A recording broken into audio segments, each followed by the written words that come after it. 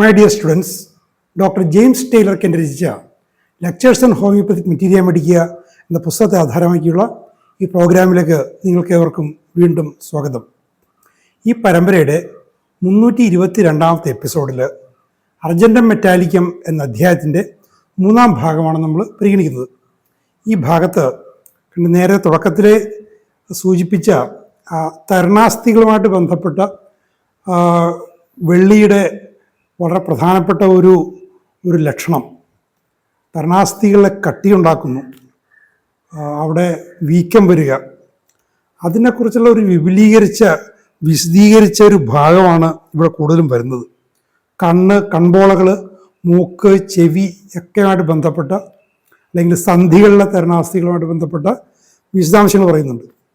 അതിനേക്കാൾ ഉപരി എൻ്റെ ശ്രദ്ധയെ ആദ്യം വായിച്ച കാലത്തും ഇന്നും കൂടുതൽ ആകർഷിക്കുന്ന, വിദ്യാർത്ഥികൾക്കുമൊക്കെ ഉപകരിക്കുന്ന ഒരു കാര്യം എന്ന് വെച്ചാൽ, ഒരു ഔഷധത്തിൻ്റെ ജനറൽ കണ്ടീഷൻ വിവിധ അവയവങ്ങളിൽ അല്ലെങ്കിൽ പർട്ടിക്കുലേഴ്സിൻ്റെ മണ്ഡലത്തിൽ എങ്ങനെ മാനിഫെസ്റ്റ് ചെയ്യുന്നു, ജനറൽ കണ്ടീഷനും പർട്ടിക്കുലേഴ്സും തമ്മിലുള്ള ആ ഒരു ബന്ധം എങ്ങനെ വരുന്നു.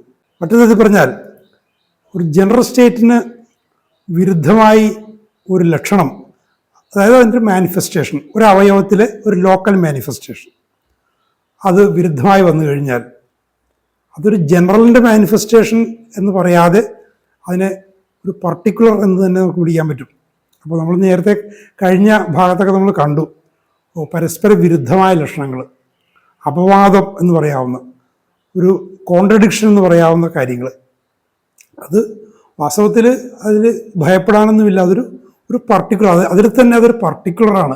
അതെങ്ങനെയാണത് വരുന്നത് എന്നതിനെക്കുറിച്ച് ഒരു ആധികാരികമായ തിയറട്ടിക്കൽ അല്ലെങ്കിൽ ഫിലോസഫിക്കലായിട്ടുള്ള ഒരു വിശദീകരണമാണ് ഈ ഒരു ഭാഗത്തിൻ്റെ ഏറ്റവും പ്രധാനപ്പെട്ട കാര്യം എന്ന് എനിക്ക് തോന്നുന്നു. അതുപോലെ ഗൊണേറിയയുമായിട്ട് ബന്ധപ്പെട്ട ഇതിൻ്റെ ലക്ഷണം, പഴയ ഗൊണേറിയ, ചില തരം ഗൊണേറിയയിൽ ഇതിൻ്റെ പ്രയോഗസാധ്യതയെക്കുറിച്ചൊക്കെ ഇവിടെ പറയുന്നുണ്ട്. തരണാസ്ഥികൾ ദ്രവിച്ചു പോകുന്ന അവസ്ഥ, അതും നമ്മൾ നേരത്തെ പല ഔഷധങ്ങളിൽ കണ്ടതുപോലെ കുഷ്ഠരോഗത്തിലും മറ്റുമൊക്കെ സംഭവിക്കുന്ന കാര്യത്തിൻ്റെ അത് അത്ര രൂക്ഷമായിട്ടല്ലെങ്കിലും അർജൻറ്റം മെറ്റാലിക്കത്തിലും അത് വരുന്നുണ്ട്. നമുക്കത് വിശദമായിട്ട് നമുക്ക് നോക്കാം. Another strange feature is that about the eyes, silver affects the lids more than the globe. വളരെ ശ്രദ്ധേയമായൊരു കാര്യം, കണ്ണുമായിട്ട് ബന്ധപ്പെട്ട കാര്യങ്ങൾ പറയുമ്പോൾ നേത്രഗോളത്തേക്കാൾ ഉപരിയായിട്ട് കൺപോളകളെ അർജൻറ്റം മെറ്റാലിക്കം കൂടുതലായി ബാധിക്കുന്നു. അവിടെയാണിത് പ്രശ്നമുള്ളത്. കാരണം അവിടെ തരണാസ്ഥിയുടെ സാന്നിധ്യമുണ്ട്. ഇറ്റ് അഫക്ട്സ് ദ സൈറ്റ്, കാഴ്ചയെ അത് ബാധിക്കുന്നുണ്ട്. പ്രൊഡ്യൂസിങ് ഡിംനെസ് ഓഫ് വിഷൻ, കാഴ്ച മങ്ങൽ ഉണ്ടാക്കുന്നുണ്ട്. ആൻഡ് ലോസ് ഓഫ് വിഷൻ, ചിലപ്പോൾ കാഴ്ച തന്നെ പോകുന്ന അവസ്ഥയുണ്ട്. But it produces infiltration of the lids, thickening of the lids until they are almost as hard as cartilage. ഒരു തരണാസ്ഥി പോലെ കൺപോള കട്ടിയാകുവോളം അവിടെ മറ്റ് പദാർത്ഥങ്ങളും മറ്റ് സ്രവങ്ങളൊക്കെ ഒന്ന് അടിഞ്ഞ് അവിടെ അതിൻ്റെ പേശികൾ കട്ടിയായി ഒരു തരണാസ്ഥിക്ക് സമാനമായി അത് മാറുന്നു. അതാണ് കാഴ്ച മങ്ങുക പോലുള്ള നേത്രഗോളവുമായിട്ട് ബന്ധപ്പെട്ട പ്രശ്നങ്ങളെക്കാൾ കൂടുതൽ പ്രാധാന്യമായിട്ട് അർജൻറ്റം മെറ്റിൽ വരുന്നത്. The mucous membrane is infiltrated and hard and the eyelids cannot be opened. അപ്പോൾ മ്യൂക്കസ് മെംബ്രെയിൻ കൺപോളകളുടെ അകത്തും നേത്രഗോളത്തിലും സ്പർശിക്കുന്ന ഭാഗത്തുമൊക്കെ ശ്ലേഷ്മ സ്ഥലങ്ങളുണ്ട്. അവിടേക്ക് ഇൻഫിൽട്രേഷൻ ഉണ്ടായി തിക്കാകുന്നു. അങ്ങനെ വരുമ്പോഴേക്കും കൺപോളകൾ ആ ഒരു ലൂബ്രിക്കേഷൻ ഇല്ലാതാകുന്നു, വഴുവഴുപ്പില്ല. അങ്ങനെ വരുമ്പോൾ കണ്ണ് തുറക്കാൻ പറ്റാത്ത അവസ്ഥ വരുന്നു, കണ്ണ് തുറക്കാൻ വളരെ പ്രയാസം വരുന്നു. ഇത് സ്പാസ്മോഡിക്കലി ക്ലോസ്ഡ്, അത് നിയന്ത്രിക്കാനാവാത്ത ചലനങ്ങളിലൂടെ അത് അടഞ്ഞു തന്നെ പോകുന്നു. The cannot be pulled apart except by violence. അതിനെ തുറക്കാൻ പറ്റും, വയലൻസ് വേണം. ഈ വയലൻസ് എന്നുള്ള പദം വരുമ്പോൾ പലർക്കും ഒരു തെറ്റിദ്ധാരണ വരാൻ സാധ്യതയുണ്ട്. ഞാനത് പറയാൻ കാരണം, ഈ ക്ലാസിക്കൽ ടെക്സ്റ്റ് ഇംഗ്ലീഷ് ഭാഷയിലുള്ള, ഇപ്പോൾ ജർമ്മനിൽ നിന്നോ ഫ്രഞ്ചിൽ നിന്നോ മറ്റു ഭാഷകളിൽ ലാറ്റിനിൽ നിന്നോ ഒക്കെ വിവർത്തനം ചെയ്ത, ഇംഗ്ലീഷിലേക്ക് വിവർത്തനം ചെയ്ത ക്ലാസിക്കൽ മെഡിക്കൽ ടെക്സ്റ്റുകൾ വായിക്കുമ്പോൾ ചിലപ്പോൾ ഇത്തരം ആശയക്കുഴപ്പമുണ്ടാക്കുന്ന പദങ്ങൾ വരാം. വയലൻസ് പലപ്പോഴും പല കോണ്ടെക്സ്റ്റിലും വയലൻസ് എന്നുള്ള വാക്ക് നമ്മൾ പൊതുവെ ഉപയോഗിക്കുന്നത് അക്രമം എന്നുള്ള തരത്തിലാണ്. വയലൻസ് എന്ന് പറയുന്നത് സാമാന്യത്തിലധികം ഉള്ള ബലപ്രയോഗം. സാമാന്യ ഒരു ബലം പോരാ, സാമാന്യത്തിലധികം ബലം പ്രയോഗിക്കണം, അതിന് വയലൻസ് എന്ന് പറയാം. ബ്ലെഫാറൈറ്റീസ്, നേത്രവീക്കം വിത്ത് തിക്കനിങ് ആൻഡ് ഇൻഫിൽട്രേഷൻ. അപ്പോൾ നേത്രവീക്കം തന്നെയാണത്, പക്ഷെ അവിടെ കൺപോളകൾ കട്ടിയാകുന്നു, അവിടെ ഇൻഫിൽട്രേഷൻ സംഭവിച്ചിട്ടുണ്ട്. കോപ്പിയസ് ഡിസ്ചാർജസ്, അമിതമായ സ്രവങ്ങൾ ഉണ്ടാകുന്നു. Now as we strike this as a catarrhal region, let me say that all through the remedy we will find passive catarrhal discharge.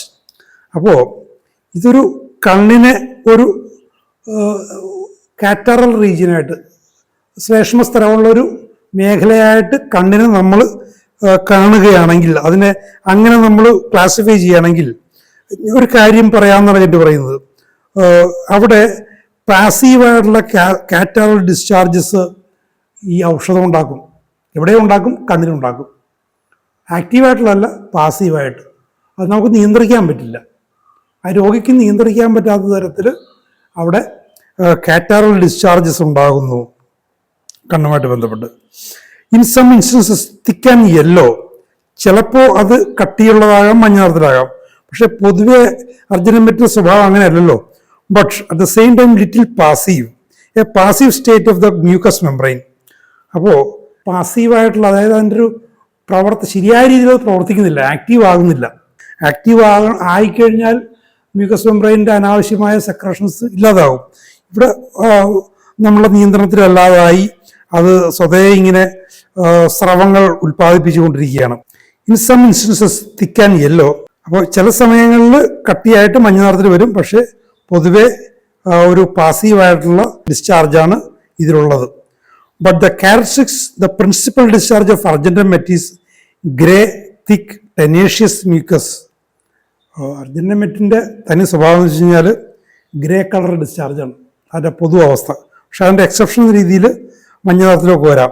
ടെനേഷ്യസ് mucus ആണ്, അത് തനിയെ വിട്ടുപോകില്ല. അത് കണ്ണിലാണെങ്കിലും അത് എടുത്ത് കളയണം. He expectorates from the lungs and from the air passages, from the trachea and from larynx grey mucus.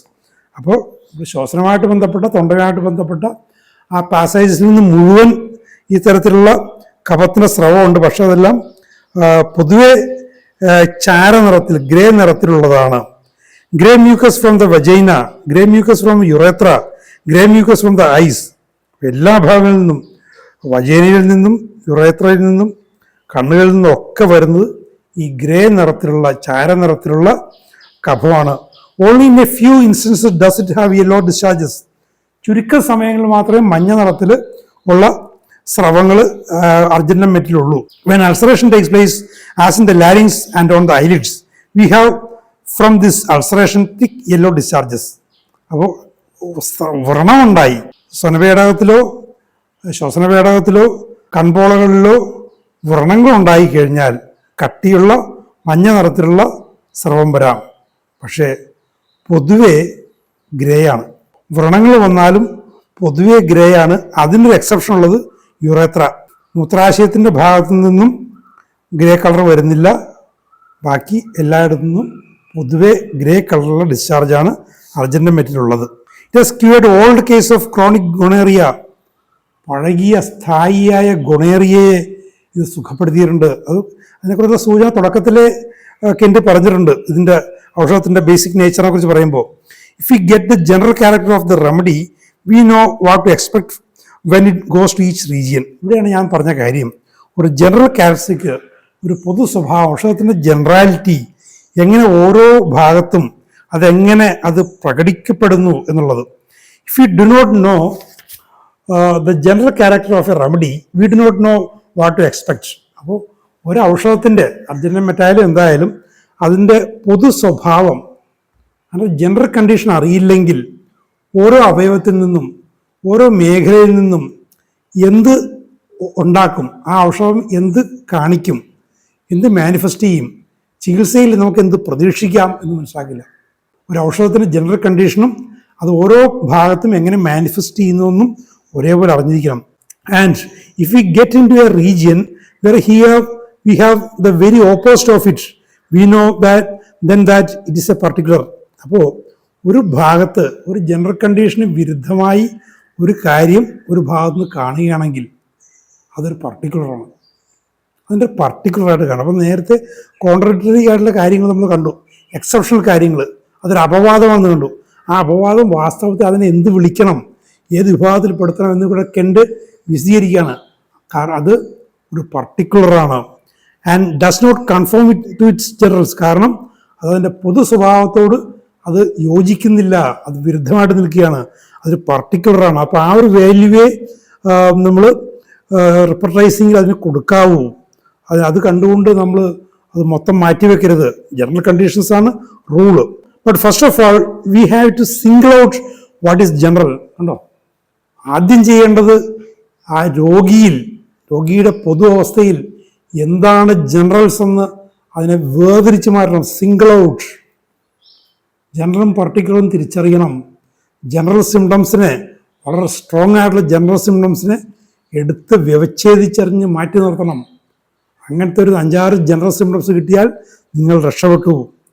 What may be expected, what belongs to the nature of the remedy, so that when we see its opposite, we may recognize it and know it is an opposite as a particular and as an exception. അപ്പോൾ ഈ ഒരു general കണ്ടീഷന് യോജിക്കാത്ത കാര്യങ്ങൾ, അപ്പോൾ generally grey discharge ആണെന്ന് പറഞ്ഞു.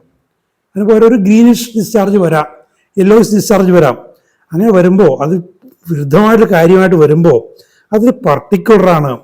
പർട്ടിക്കുലറുമാണ്, അതൊരു അപവാദവുമാണ്, ഒരു എക്സെപ്ഷനുമാണ്.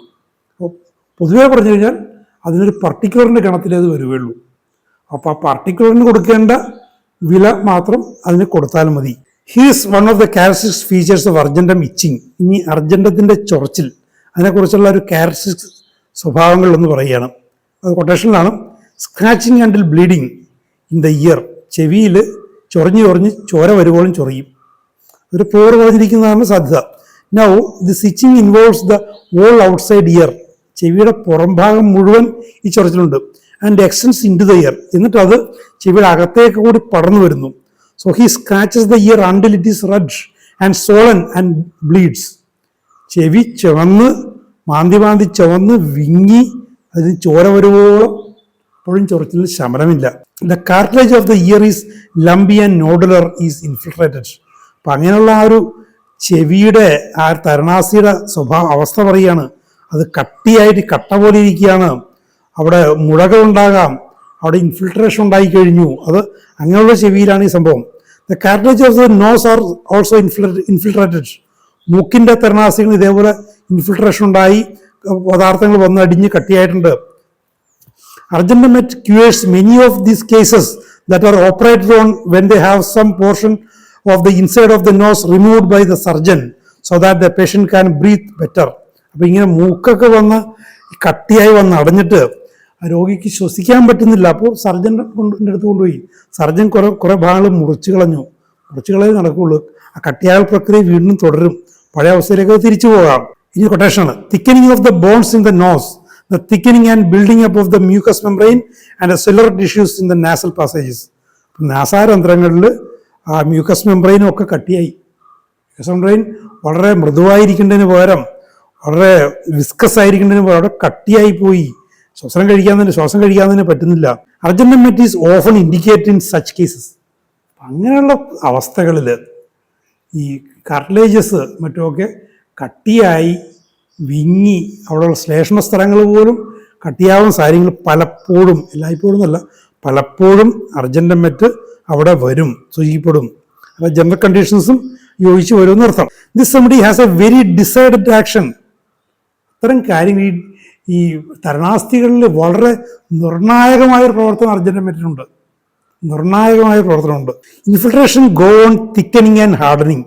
അപ്പോൾ ഈ ഒരു പദാർത്ഥങ്ങളൊന്നും അടിയുന്നത് അതിങ്ങനെ പോയിട്ട് അവിടെ കട്ടിയായി നല്ല ഉറപ്പുള്ളതായി തീരുന്നവരെ അങ്ങനെ തുറന്നുകൊണ്ടിരിക്കും.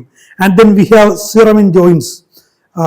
സന്ധികളിലുള്ള സ്രവങ്ങൾ കെട്ടുന്നൊരവസ്ഥ, സന്ധികളൊന്ന് വീർത്തു വരുന്നൊരവസ്ഥ, അതും അതിനോട് ചേർന്ന് വരാം. കാരണം അവിടെയും ഈ തരണാസ്ഥിയിലുള്ള പ്രദേശമാണ്. This is one of the most important remedies to know in the necrosis of cartilages everywhere in the body.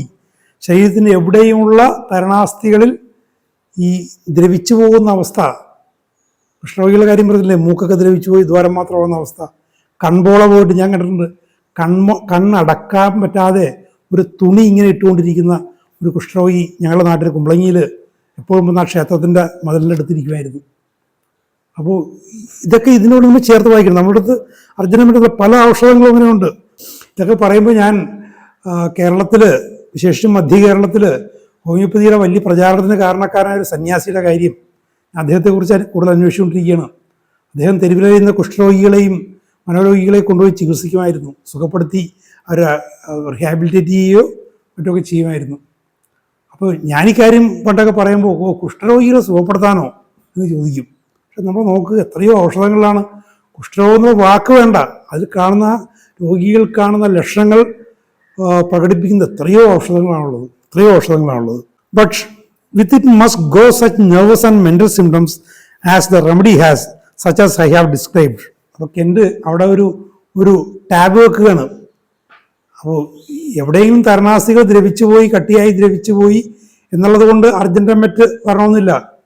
അർജൻറ്റമെറ്റിൻ്റെ mental symptoms, അതിൻ്റെ സ്ട്രോങ് ജനറൽസ് അതിനോട് ചേർന്ന് വരണം, എങ്കിലേ അർജൻറ്റമെറ്റ് ആകുകയുള്ളൂ. കാരണം നിരവധി ഔഷധങ്ങളുടെ അവസ്ഥയുണ്ട്. അപ്പോൾ കെൻ്റത് വിദ്യാർത്ഥികളെ വീണ്ടും ഓർമ്മിപ്പിച്ചുകൊണ്ടിരിക്കുകയാണ്. അവർ വഴിതെറ്റിപ്പോകരുത്. ഒരു സിംഗിൾ ലക്ഷണങ്ങൾ കണ്ടുകൊണ്ട് അർജൻറ്റമെറ്റിൻ്റെ ഒരു പൊതു സ്വഭാവമാണ്, വളരെ പ്രൊമിനൻ്റ് ആണെന്ന് പറഞ്ഞുകൊണ്ട് കണ്ണും കൂട്ടി കൊടുത്തേക്കരുത് എന്നുള്ള മുന്നറിയിപ്പായിട്ടാണ് എൻ്റെ വീണ്ടും പറയുകയാണ്. കണ്ടോ, but with it must go such nervous and mental symptoms. നേരത്തെ കണ്ട നാഡീ സംബന്ധമായ മനസ്സിനുമായിട്ട് ബന്ധപ്പെട്ട ലക്ഷണങ്ങൾ വേണം. ഈ ഔഷധത്തിൽ അതുണ്ട്. This remedy has. ഈ ഔഷധത്തിനുള്ളതുപോലെയുള്ള നെർവസ് മെൻ്റൽ സിംറ്റംസ് ഉണ്ടാകണം. അതും ഇതിനോട് ചേർന്ന് must go such as I have described. അത് വേണം. നിങ്ങൾ പിന്നീട് പോയി പർട്ടിക്കുലേഴ്സിലേക്ക് പോകുമ്പോൾ അത് നിങ്ങൾ വഴിതെറ്റിപ്പോകരുത്. തുടക്കത്തിലേ പറഞ്ഞ ആ ഔഷധത്തിൻ്റെ പൊതു സ്വഭാവം അതിനോടൊപ്പം ഉണ്ടായിരിക്കണം. അങ്ങനെയുള്ള രോഗികളിലെ അത് സൗഖ്യദായകമായി പ്രവർത്തിക്കുകയുള്ളൂ എന്നൊക്കെ എൻ്റെ അടിവരയിട്ട് ആവർത്തിച്ച് പറഞ്ഞുകൊണ്ടിരിക്കുകയാണ്. The patient looks sickly, pale, careworn, tired. ആ രോഗി നമ്മൾ തുടക്കത്തിലേ കണ്ടത് തന്നെയാണ്. കണ്ട ഒരു രോഗിയാണെന്ന് തോന്നും, വിളറിയിരിക്കും. കെയർവോൺ എന്ന് വെച്ചാൽ കുറേ കാലമായിട്ട് മാനസിക പ്രയാസങ്ങൾ, ദുഃഖങ്ങൾ, സങ്കടങ്ങൾ, നമ്മൾ ചില സ്ത്രീ കഥാപാത്രങ്ങൾ ദുഃഖപുത്രി എന്നൊക്കെ പറയില്ലേ, അങ്ങനെ ദുഃഖങ്ങളും സങ്കടങ്ങളും അനുഭവിച്ച് ആകെ തളർന്നു പോയൊരവസ്ഥ. അങ്ങനെയുള്ള രോഗികളെ കാണുമ്പോൾ നമ്മുടെ എത്രയോ ഔഷധങ്ങളാണുള്ളത്. അതിൽ കൃത്യമായിട്ട് ചില ഔഷധങ്ങൾ, 3-4 ഔഷധങ്ങളും നിങ്ങളുടെ മനസ്സിലേക്ക് വരണം. ആ തരത്തിൽ വെൽ വേഴ്സ്ഡ് ആയിരിക്കണം. ഉണ്ടോ, കെയർവോൺ, ടയേർഡ്, ക്ഷീണിച്ചു. എ ബ്രോക്കൺ ഡൗൺ പേഷ്യൻ്റ്, ആകെ തകർന്നു പോയ രോഗിയാണ്. And argentum met patient is a sickly one. Argentum met പേഷ്യൻറ്റിനെ കുറിച്ച് പറയുകയാണ് സിക്ലി വൺ, ഒരു രോഗിയാണെന്ന് കണ്ടാൽ തന്നെ തോന്നും. Who should have had a homeopathic doctor years ago. അയാൾക്ക് വളരെ കാലങ്ങൾക്ക് മുമ്പ് തന്നെ, വർഷങ്ങൾക്ക് മുമ്പ് തന്നെ അയാൾക്കൊരു ഹോമിയോപ്പതി ഡോക്ടറെ കിട്ടേണ്ടതായിരുന്നു. പകരം മറ്റു പലരും സർജനെ അടക്കം പലരും കിട്ടിയിരുന്നു. പക്ഷേ ഹോമിയോ ഡോക്ടർ കിട്ടിയിരുന്നെങ്കിൽ ആ സിക്ലി ലുക്ക് മാറിപ്പോയേനെ, കെയർവോൺസ് ലുക്ക് മാറിപ്പോയേനെ. But one who can be patched up. പക്ഷെ കിട്ടുന്ന ഹോമിയോ ഡോക്ടർ എങ്ങനെയായിരിക്കണം? വെറുതെ ഹോമിയോപ്പതി കിട്ടിയുണ്ടായില്ല എന്നൊക്കെ എൻ്റെ പറയുന്നത്. But one who can be patched up. ഈ അവസ്ഥകളെ ശമിപ്പിക്കാൻ, ഈ രോഗാവസ്ഥകളെ ശമിപ്പിക്കാൻ കഴിവുള്ള ഒരു ഹോമിയോപ്പതി ആയിരിക്കണം. And benefited now if he has not gone too far. ഇത്രക്ക് വല്ലാതെ വഷളായി പോയില്ലെങ്കിൽ, ആ രോഗി ബിയോണ്ട് റിപ്പയർ അങ്ങനെ ആയിപ്പോയില്ലെങ്കിൽ അയാളെ പാച്ചപ്പ് ചെയ്യാൻ കഴിവുള്ള ഒരു ഹോമിയോപ്പത്തിനെ വർഷങ്ങൾക്ക് മുമ്പ് കിട്ടിയിരുന്നെങ്കിൽ ഈ ഒരു പതനത്തിൽ അയാൾ എത്തില്ലായിരുന്നു. ഇത് വാസ്തവത്തിൽ ഒരു വലിയൊരു ഇൻവിറ്റേഷനാണ്. ഹോമിയോപ്പതി വിദ്യാർത്ഥികളായ നിങ്ങൾക്ക് തരുന്ന വലിയൊരു ക്ഷണമാണ് കെൻറ്റിൻ്റെ. ഇങ്ങനെ രോഗിയായിട്ട് അലയുന്നവർക്ക് വല്ലാതെ അലയാതെ അവർക്ക് നേരത്തെ തന്നെ ഒരു നല്ലൊരു സൗഖ്യദായികയായി നിങ്ങൾ മാറുക എന്നുള്ള ഒരു സന്ദേശമാണ് വാസ്തവത്തിൽ ഈ ലെക്ചറിൽ കെൻ്റ് അന്ന് തൻ്റെ ഗ്രാജുവേറ്റ് വിദ്യാർത്ഥികൾക്ക് അന്ന് കൊടുത്തിട്ടുണ്ടാവുക. അത് തന്നെ നിങ്ങളോട് ആവർത്തിക്കുകയാണ്. രോഗഗ്രസ്തമായ മാനവരാശിയിൽ ഇത്തരം വ്യക്തികൾക്കൊക്കെ വല്ലാതെ വഷളാകുന്നതിന് മുൻപ് തന്നെ അവർക്ക് നിങ്ങൾ സൗഖ്യം കൊടുക്കൂ. അതിനുവേണ്ടുന്ന അറിവ് നിങ്ങൾ മെറ്റീരിയ മെഡിക്കയിലും ഫിലോസഫിയിലും നിങ്ങൾ ആർജിക്കൂ എന്നുള്ള ആഹ്വാനമാണ് കെൻ്റ് ഇതിലൂടെ പറയാതെ പറയുന്നത്. ഇനി കൊട്ടേഷനാണ്. Painful tension and drawing in the throat. തൊണ്ടയിൽ വല്ലാതെ വലിയല് വേദന ഉണ്ടാകുന്ന തരത്തിലുള്ള വലിച്ചിലുകൾ. Throat feels raw and sore during expiration. ശ്വാസം പുറത്തേക്ക് വിടുമ്പോഴേക്കും തൊണ്ടയിൽ തൊലി പോയിട്ട് പച്ച മാംസത്തിലൂടെ വായു പോകുന്ന പോലെ തോന്നും. This is extended into larynx. ഇത് താഴേക്ക് സ്വനപേടകത്തിലേക്ക് പോകുന്നു. വീണ്ടും quotation. Painful soreness from breathing. ശ്വാസം കഴിക്കുമ്പോൾ വേദന തോന്നുന്നു. സോർനെസ്, തൊലി പോയിട്ട് അതിലൂടെ ശ്വാസം അങ്ങോട്ടും ഇങ്ങോട്ടൊക്കെ പോകുമ്പോൾ നമുക്ക് വേദന തോന്നുന്നു. റോനസ് ഫ്രം കോഫിംഗ് ഇൻ ദ ലാരിങ്സ്. ചുമച്ച് തൊണ്ടയിൽ തൊലിയൊക്കെ പോയിട്ട് അവിടെയും റോനസ് വരുന്നു. തൊണ്ടയിൽ മുഴുവൻ ഈ മ്യൂക്കസ് മെംബ്രെയിനൊക്കെ പോയി തൊലിയൊക്കെ പോയ അവസ്ഥ. Great quantities of grey mucus expectorated easily. Grey mucus, ചാരനിറത്തിലുള്ള കഫം വലിയ അളവിൽ വളരെ എളുപ്പത്തിൽ കട്ടിപിടിക്കാതെ പുറത്തേക്ക് പോകുന്നു. ഇത്രയും മനോഹരമായിട്ട് ഹോമിയോപ്പതിയുടെ തത്വങ്ങൾ നിങ്ങൾ ചികിത്സയിൽ നിങ്ങൾ പിന്തുടരാവുന്ന, നിങ്ങൾക്ക് വളരെ ഫലപ്രദമായി ചെയ്യാവുന്ന കാര്യങ്ങൾ ഇത്ര മനോഹരമായിട്ട് ഈ ഒരു ഔഷധത്തിൻ്റെ ലെക്ചറിൻ്റെ കൂട്ടത്തിൽ കെൻഡ് തരികയാണെന്ന് നോക്കുക. ഇതേപോലുള്ള വളരെ വിലപ്പെട്ട കാര്യങ്ങൾ കെൻഡ് തുടർന്ന് തരുന്നുണ്ട്. നമുക്കൊക്കെ തുടർന്നും നമുക്ക് ശ്രമിക്കാം. Thank you very much for watching.